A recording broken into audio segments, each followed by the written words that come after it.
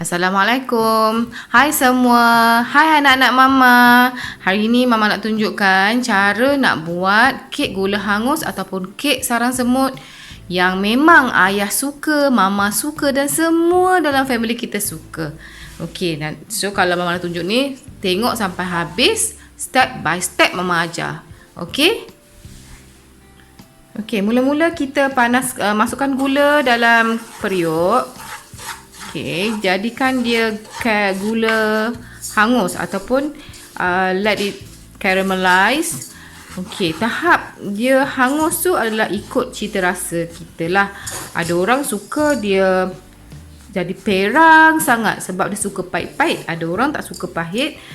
Jadi dia buat caramelnya tu very light. Okey, tapi untuk mama, ayah suka yang warna perang tu. Dia macam pahit-pahit sikit kan. Okey, macam ni belum jadi lagi ni. Okey, biarkan dia caramelized. Okey.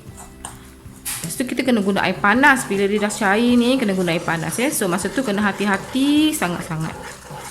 Okey, sebab bahaya gula ni, dia tahap kepanasan dia sangat tinggi. Boleh melecur kalau tak berhati-hati. Okey. Okey, sekarang dia dah cair tapi belum sampai tahap caramelize yang mama ayah suka.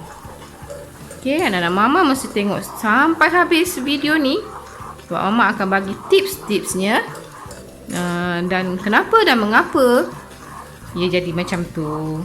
Okey. Okey, nampaknya dia dah caramelize macam warna yang mama suka. Okey, masa ni kita masukkan air panas.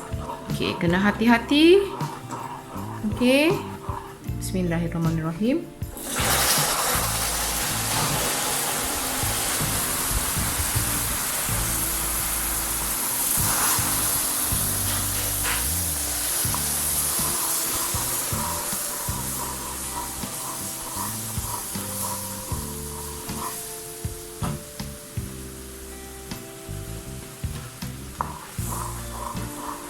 Okey kan, tengok kan dia sangat panas. Okey, lepas tu kita masukkan butter dalam yang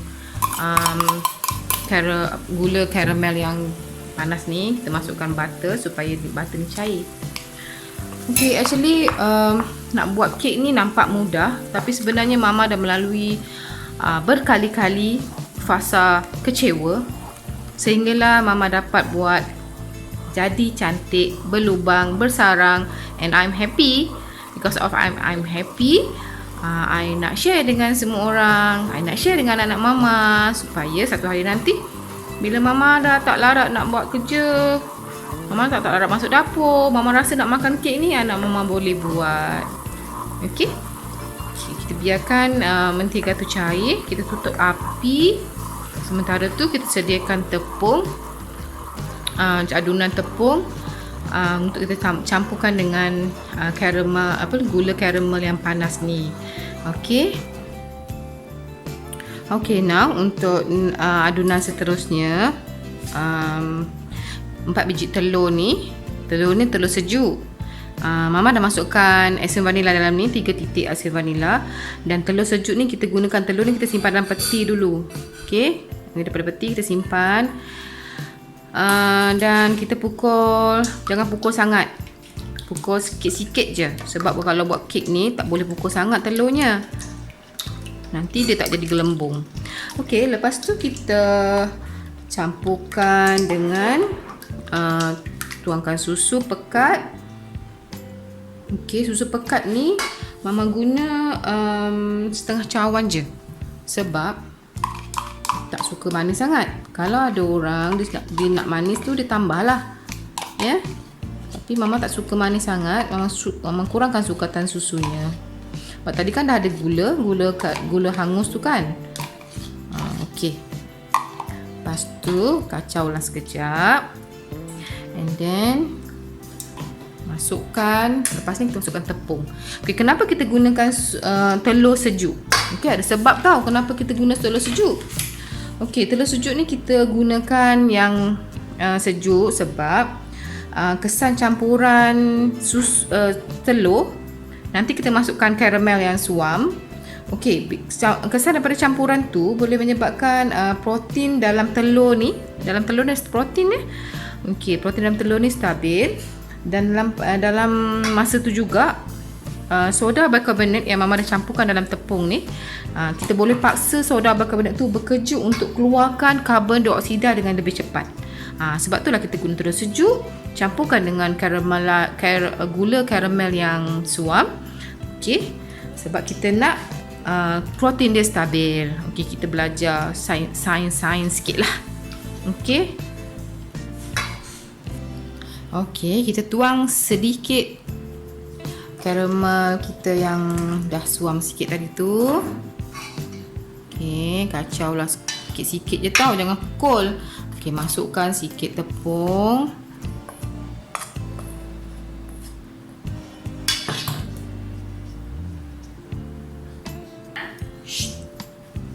Okey, masukkan dan tuang lagi karamel suam kita. Tengok warna karamel mama macam nak hitam sikit kan? Tu sedap tu. Pahit. Okey, dan masukkan lagi tepung. Senang je buat kek ni. Cuma hari tu mama masa fras tu salah step. Tapi bila jari tu dah seronok lah.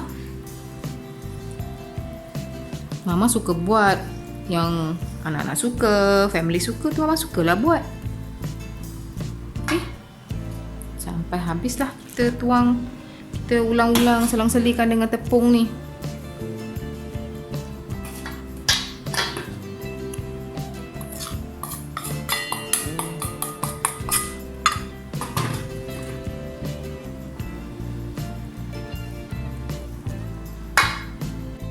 Okey, tadi mama lupa nak beritahu, tepung gandum tu yang mama campur dengan soda bikarbonat tu, mama ayak sebanyak 3 kali tau, 3 kali. Sebab apa?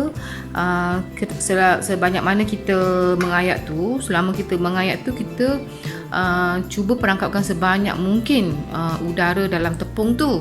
Nanti boleh membantu keluarkan gelembung-gelembung, buatkan kek tu ada gelembung-gelembung udara lah. Okey, dan kenapa pula kek ni dia nampak cair kan? Nampak cair, lepas tu kita tak boleh terlebih pukul. Sebab kek ni kalau kita terlebih pukul, dia akan jadi 2 lapisan. Atasnya macam kek span, bawahnya kek sarang semut. Okey, kalau tak nak jadi macam tu, kita tak boleh terlebih pukul. Dia manja sangat ni kek ni. Okey, walaupun nampak senang tapi dia manja. Okey. Okey, dah siap. Dah siap lah ni. Dah siap dah kek kita. Tapi kita belum boleh bakar lagi. Okey, kita kena rehatkan dia sekurang-kurangnya 1 hingga 4 jam. Okey, kenapa kita kena rehatkan dia? Sebab kita nak supaya soda bikarbonat tu bertindak balas dalam adunan ni dan menghasilkan gelembung-gelembung udara. Dibantu dengan cara kita mengayak tepung tadi yang banyak 3 kali tu. Ya, udara-udara itulah bantukan jadi sarang semut. Okey. So yang ni dah siap. Sebelum kita bakar, kita kena tapis dulu adunan ni supaya kalau ada yang berketul-ketul, tepung yang tak hancur tu kita boleh hancurkan. Okey. Okey, kita nak tapis ke dalam loyang. So loyang ni kita dah letak butter, margarin, sapung margarin ke ataupun butter ke ya. Okey, now kita nak ayak, nak tapis adunan ni dulu. Okey, nak tapis, masukkan ke dalam penapis santan. Mama guna penapis santan je. Okey. Kek ni memang cair. Okay, kita dah masuk dalam loyang ni. Kita rehatkan di dalam loyang sebelum kita bakar. Biasanya mama dalam 1 jam, 2 jam macam tu mama dah bakar lah. Tak sempat tunggu 4 jam pun. Okay, nanti lepas bakar, nanti mama tunjuk cara nak potong. Sebab kadang tu orang tak pandai potong, tak nampak dia punya sarang-sarang semut tu kan. Padahalnya kek tu dah jadi, tapi orang yang potong tu tak pandai. Jadi tak jadilah sarang semutnya.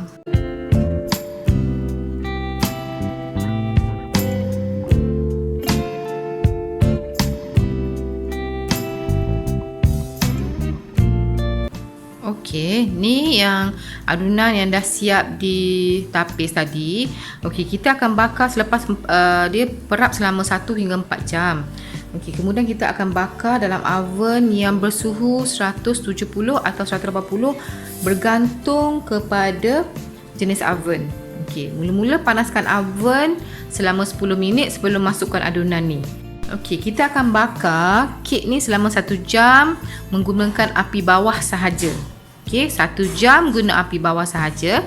Lepas tu, kita tambah 10 minit lagi gunakan api atas dan bawah pula. Okey, dua jenis lah kaedah dia ya.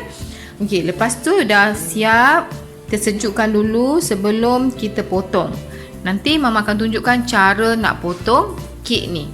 Okey, walaupun nampak simple, mudah, tapi apa-apa pun practice make perfect. Okay, so don't give up, jangan mudah putus asa.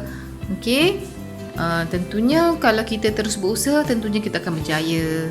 Okay, anak-anak Mama, kita jumpa lagi lepas ni.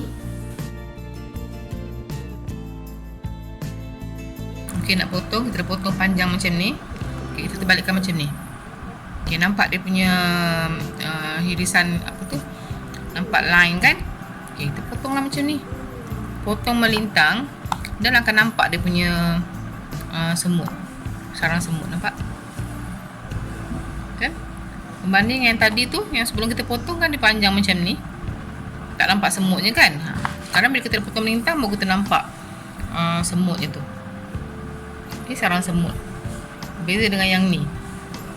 Ataupun memang Mama tunjuk yang bezanya kan. Okey, kalau potong menegak macam ni, potong kan macam ni je nampaknya tu. Bila kita potong melintang, kita potong macam ni. Okey, potong macam ni. Macam ni. Baru nampak dia punya sarang semutnya. Tu bezanya kalau kek sarang semut kena potong melintang, tak boleh potong menegak. Okey, tu cara potong dia. Okey, kalau kita tak potong melintang, sampai bila pun kita nampak macam tak jadilah kek aku ni.